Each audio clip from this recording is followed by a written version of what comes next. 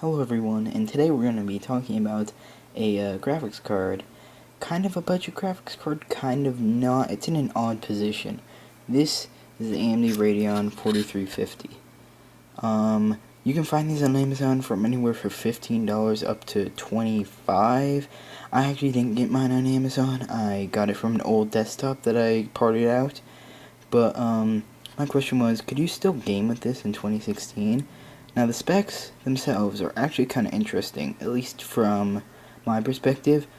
This card in particular features 512 megabytes of DDR2 VRAM, a 600 megahertz core clock, and a DirectX support of up to 10.1.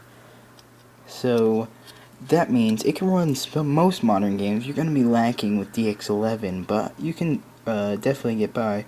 And the reason why I say it's interesting is because I have a 9500 GT, which came out around the same time, and this one, the 9500 GT in particular, has a better specs overall, yet for some reason it manages to not support DX 10.1, so I can't run some games, especially one in particular, which I'll get into later.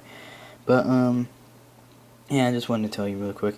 But today we're going to be installing it in my test bench right here. This is an AMD FX 6300 with 8 gigabytes of RAM, and that's about it. I already have the hard drives with games loaded up, and I'm going to put this in, and then I'm going to run some benchmarks, and I'll give you the results.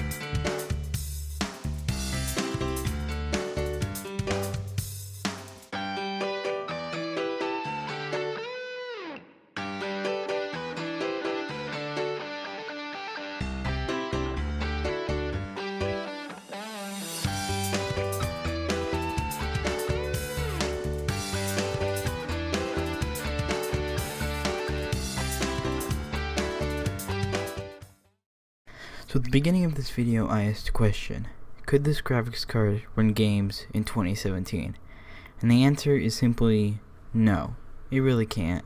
It's way too old, and hardware is not very good just overall. But I don't think that's what it was intended for when it first came out. I believe it was intended for as more of a display adapter. And even if it was meant for gaming, it was meant for older, maybe lighter titles, not for these modern games that I decided to run. The cool thing was DirectX 10.1 actually worked, and that was a big thing for me because Overwatch, one of my favorite games, doesn't support DirectX 10, but it supports DirectX 10.1. So even though that card is a lot slower than, like, say, a 9500 GT or something like that, it can actually run Overwatch where the 9500 GT can't. Now, if you were looking for a budget graphics card, I would definitely not go for this one. This one is way too underpowered for the price. You could, for just a few bucks more, you could get yourself a GTX 470, or even a just a few bucks more than that, you can get a 560 Ti, which is going to be astronomically better than this. So that's about it. I just wanted to address these few points, and I don't suggest you go buying this. Please don't.